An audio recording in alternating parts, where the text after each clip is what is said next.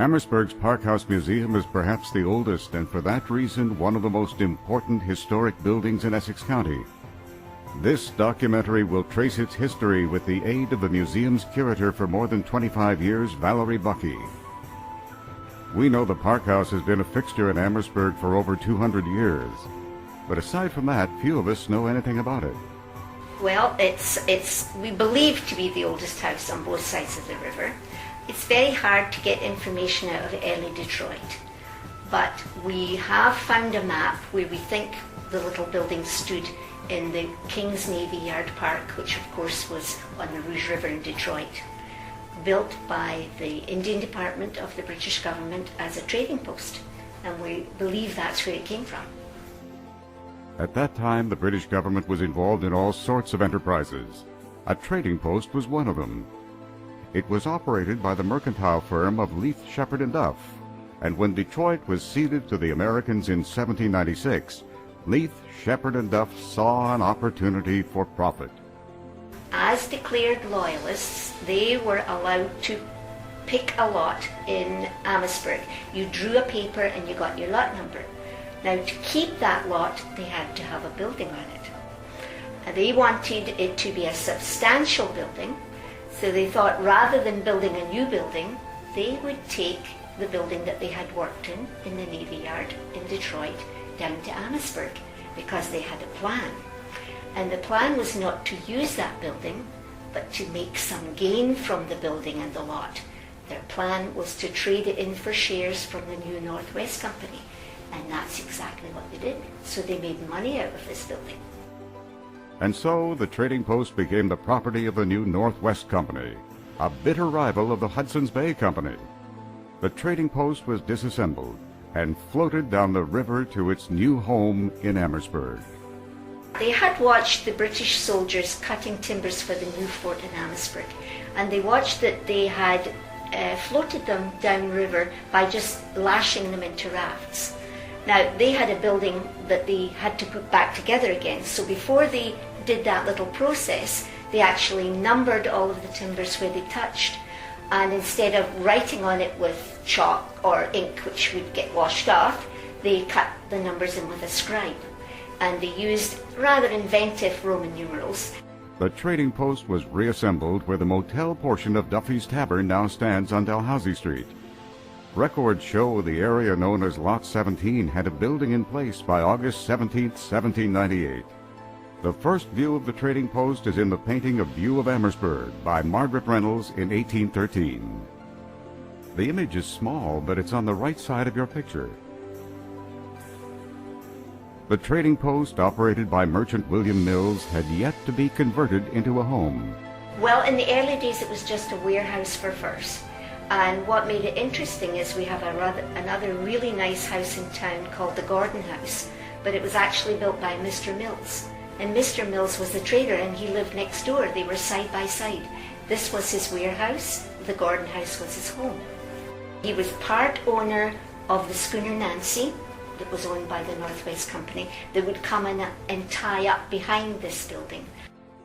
As a side note, the famous merchant schooner Nancy would later be converted to a military vessel during the War of 1812, and captained by Alexander McIntosh, the son of wealthy merchant Angus McIntosh. Angus McIntosh, the father, bought the Amherstburg fur trading post to convert into a home for his son Alexander.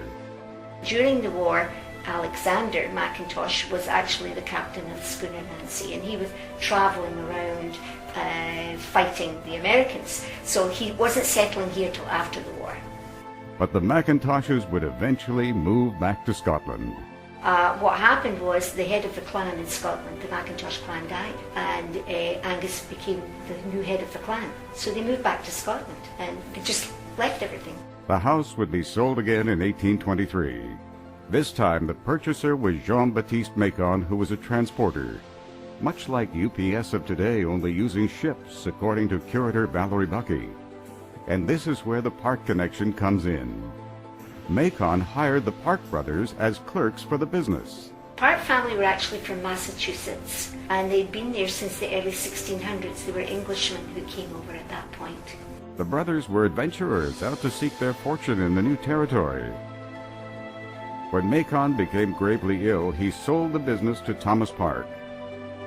Thomas, who traveled frequently, allowed the youngest brother, Theodore, to live in the Park House, while John R. Park established the now historic homestead near Harrow. Their business expanded greatly, and by 1860 their ships were delivering goods to Montreal and across the Atlantic to England.